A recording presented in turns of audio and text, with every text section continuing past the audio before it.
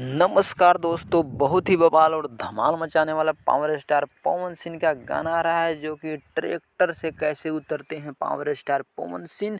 जो कि देखिएगा बवाल धमाल क्वीन सालनी के जोड़ी में नजर आ रहे हैं पावर स्टार पवन सिंह, जो कि एकदम बवाल और धमाल के साथ में ट्रैक्टर वाला लुक में ट्रैक्टर से कैसे उतरते हैं। देखिएगा बवाल धमाल गाना है।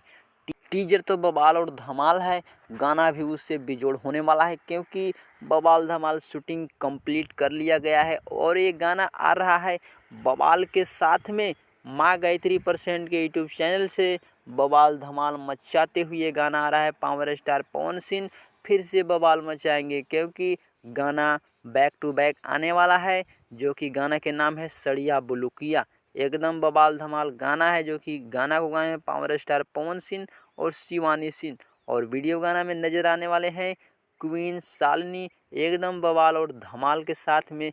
जो कि ये गाना अभी आ रहा है आज सुबह 6:30 बजे माँ गायत्री % के यूट्यूब चैनल से। तो जा कर के देखिए और कमेंट करके ज़रूर बताइएगा गाना कैसा है।